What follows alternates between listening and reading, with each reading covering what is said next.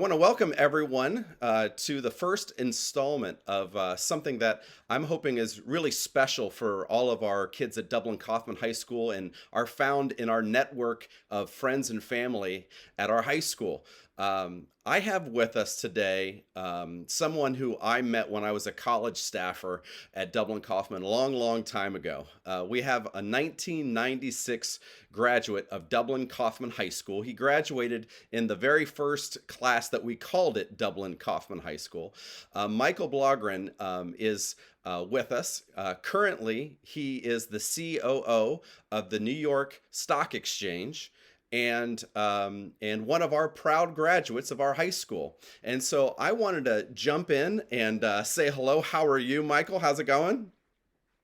I'm doing really well. I'm really excited to see you once again and to participate in this initiative. It's a really great idea. Well, great. Well, great. I know you're a busy guy, and I wanted just to kind of jump in and ask you the very first question, and just kind of talk us through. Since you graduated Kaufman, you went off to Harvard, and you've done a few other things that led you to the position you're in now. Can you just kind of take us through kind of your timeline and where you've been since I last saw you at Camp Bountiful in 1996? Yeah, happy to. Um, I had a pretty like improvisational path in some ways, right? If you'd asked me when I was in high school, what do you want to be when you grow up, or like, do you want to live in New York City? I wouldn't have known. But to answer the question directly, after high school, I went to college at Harvard. Had an amazing time there. I concentrated in what was called government, basically political science, um, largely because it had the most flexibility. It let me take art and music and history and science and a wide range of classes, um, along with sort of liberal arts education. Um, I played in, you know, a soul band, jazz band, and sort of kept my musical ambitions going during college. Um, that was right around the .com era, and so I worked for a startup company, for my last 2 years of college, um, and then started my own small little company after college, um, based in Boston and Providence. Um, but I still was really interested in music, and so I played in a rock band with a couple of my college friends and my brother, who was at NYU, and so I was just coming back and forth between Boston and New York, for a while before I said, like, I just need to move to New York, and so I ended up living in the city. I got a job at RCA Records, working in the radio promotion group. So I got to like work on breaking bands like the Strokes and Kings of Leon and My Morning Jacket and some like Foo Fighters and other things that were happening at that time, um, which was really cool. It was great. And we had our own band. We were playing, and we were never good enough to do it full time, but it was like a great way to be a young person in New York City. Um, but like, I was always interested in business and technology, and um, found myself, um, sort of gravitating to like see what else was out there. And so some people that I had met at school kind of encouraged me to look into some jobs in the finance space. And you know, 2 decades later, I find myself deeply immersed in capital markets and the finance industry, and thinking about ways to try to make American companies really productive, try to think of how we can make our markets really fair and democratic, um, and still trying to find time every once in a while to go play drums. That's awesome. I'm glad music's still alive in you, and that's awesome. Um, Absolutely. what do you remember most about being in band when you were in high school? I mean, looking back on it, I made so many good friends. I had such a rich experience, and some of that, um, some of that was very structured. The fact that there was a very um, sort of well organized machine in terms of, you know, working with dozens or sometimes hundreds of other people to try to accomplish something, which is a life skill that is just crucial. Um, and sometimes it was just like finding a spark of innovation and like interest that you want to go pursue. Like I had the um, I had the good fortune to play in the stage band and then get involved with the Columbus Youth Jazz Ensemble, played in the brass band, played in a bunch of different sort of vehicles like the pit orchestra. It was just a really like rich experience, and um, I just had a lot of fun along the way. I mean, I learned that I needed to be early in order to be on time. That was definitely something that stuck with me. Um, but ultimately, I think the real major lesson was like, one, improvisation is a life skill. Like, get used to being uncomfortable and having to think on your feet, whether that's chord changes or the opening bell is going to be a different company today, so get ready. Um, and just the value of putting in the effort to prepare.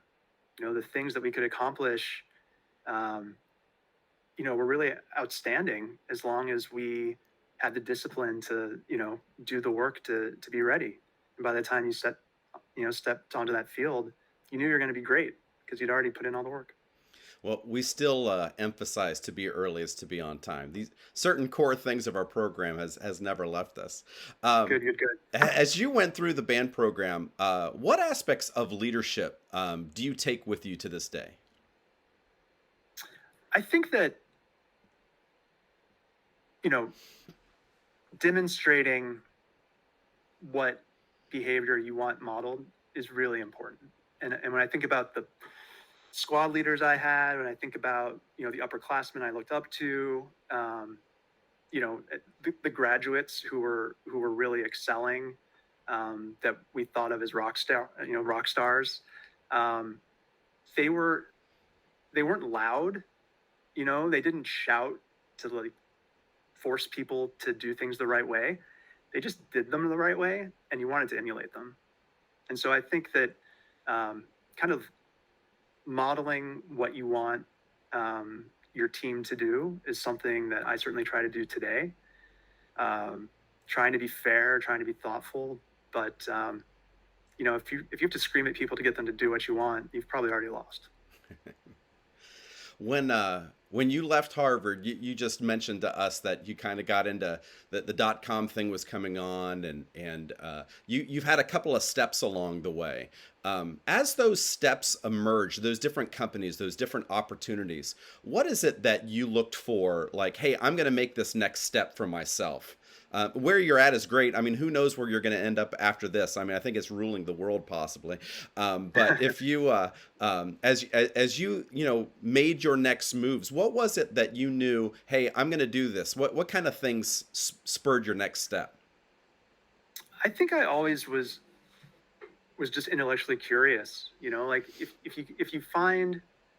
um, if you find that you're just going through the motions, if you find that it's just you know it's not keeping you kind of engaged fully, it's probably time to start thinking about what's next. And I've been really lucky in that I've had a great education at Dublin Coffman, had the ability to like then go to a good school, and like I don't want to suggest that like I've had a particularly like high friction path to tread, but I think just sort of keeping your like eyes and ears open, and when there's like a hard problem that needs solving, like raise your hand. And for me, um, like leaving the record company to go work in the financial industry was not an obvious thing to do. Um, and like the fringe benefits of working for a record company are pretty amazing. Um, but like I just felt a little bored. Like I wasn't being challenged, and Yeah. so um, you know, just being ready to like take the leap and knowing that you kind of have the toolkit in order to handle it, um, that's been what I've tried to do. And so, yeah, I don't know. I mean, I love my job. I think I'll do this for a while. But when the time comes that it makes sense to kind of find a new challenge, I hope that I'm fearless about it.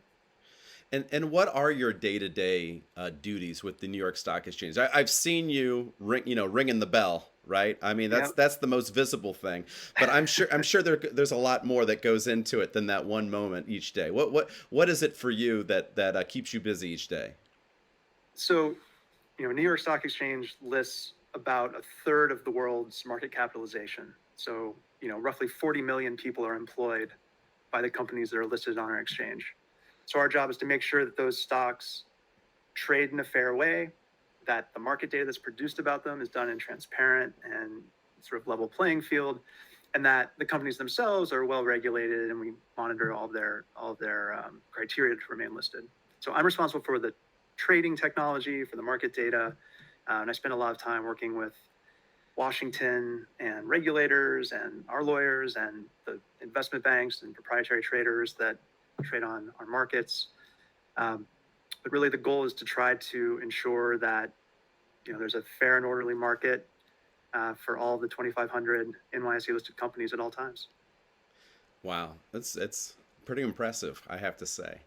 When you get your chance, to kind of reflect back on being a sophomore at Dublin Coffman High School, a junior at Dublin Coffman High School, today, I think sometimes there's pressure for our kids to be picking their vocation and their life's work at such a young age. What were you thinking that you were going to do your sophomore junior year in high school? I think if you'd asked me then, I would have said, oh, I think I'll probably be a doctor. That sounds like a good job. Um, and then, and I took challenging science classes in high school, and then when I got to college, I didn't have a passion for that. It just wasn't there. Um, and so I think having the sort of well-rounded, education of having done the history and, you know, yes, the like bio and chem classes, but like, having all of the music, having all of the, um, the richness of the liberal arts and the performing arts, um, was really critical, right? If I'd just focused on, you know, bio and like wanted to be the world's best biologist, and then I got to Harvard and realized actually you're like not even in the top, like, not in the top two-thirds of the bio students here. I think that would have been really difficult. So yeah, I think just staying curious broadly was probably the right thing to do at that age. And so that leads me to my next question. Like, what advice would you give our current kids about them searching out their own career path? I think there's so much more access to expertise now. Like when I was that age, there wasn't really much of an internet. There certainly wasn't Twitter. Right now, you can just sort of like look inside any industry and see what's going on with like the top experts and sort of the top performers. Um, so I think just like if you've got that inkling, go for it. Like try to get smarter about it, try to get exposed to it, and don't be afraid to, you know, pivot quickly. Like I am sure that if you'd asked me, not only when I was a sophomore in high school, but a sophomore in college, like I wouldn't have ever thought I'm going to work at the New York Stock Exchange.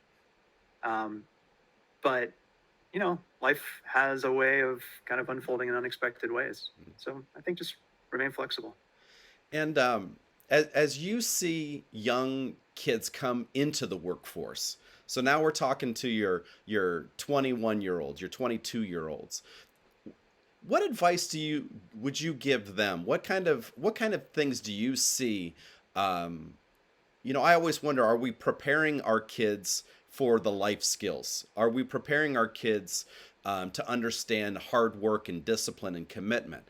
And what we read about is that is a thing that might be lacking in our youth when they graduate. What kind of advice do you have to somebody who's really eager to jump into the workforce? What kind of skill set do they need beyond the academic aspect of their life?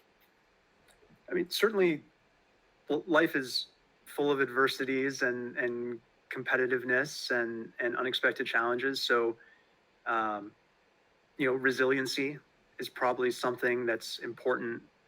Um, but the nice thing about encountering resiliency when you're youthful is like you're able to respond pretty well. Like I wouldn't have expected to work at the New York Stock Exchange. I certainly wouldn't have expected to have 4 children, which is where I find myself. And like my ability to kind of turn on a dime and change my life right now is quite limited compared to what it was when I was 21, 22, 23. Yeah. So I think, you know, don't get discouraged. Recognize that like what you think your life might be at that age, it's gonna probably have several more chapters. So don't get too focused on what's immediately at hand, but be fearless about that thing that you think is important right now. Because you know while I've had a few different kind of career stops, my brother, also a Dublin Coffman guy, uh, he works for the first company he ever worked for, which was RCA Records. So and he's like loved being in the music business the whole time. So, I think just have have resiliency, but also be bold. Well, you told me that after you get done with this, you're being interviewed by the New York Times. So first and foremost, I want to say thank you for taking the time to spend with us today. I'm enjoying this, and I hope we get a chance to connect here after our interview here. But one last question. So you and I both had Dr. Keller as a band director, a man who demanded a lot from us. And he's a person who had high expectations, but yet also always instructed us and prepared us, as you talked about earlier. What is it that you would give advice? If you got a chance to talk to your own self back in your sophomore junior year, when things were difficult, and you might have been saying, well, why am I out on this hot band field? How has it paid off for you being a part of the band program? Well, I think music is just an integral part of my life, and I owe it. I think I owe that to the band program. I definitely, um, to this day, will like want to learn a new instrument or want to figure something out. It's just made my life a much more vibrant experience. But I do really remember in high school, like the load of academics and rehearsals and like athletic practice. Like it's a lot. And I think if I had to do that schedule today, I would break. So I think for all of the all of the casualness with which I just threw around being resilient, I think like also just like you know take it easy on yourself, sophomore Mike. Like it's going to be okay. um, it's it's hard being in high school and juggling all those things, but um, it'll pass, and you'll be thankful for it. Well, Michael, I am deeply indebted to you for jumping in on as our very first Wow, interview I'm in this really process. But truly honored. we one of the things that we hope is that all of our graduates come back, and when they see the band, there's a lot of familiarity to it. Pregame hasn't changed. Being in the end zone and going crazy hasn't changed. It's just one of these things that there's certain things that we try to keep going, so our alumni are proud of us. But we're proud of you, and we're really excited to see all your accomplishments. So as we go on, thank you so much for being a part of this, and we hope to see you at Dublin Coffman High School someday. So good I'd luck to love to you. come back.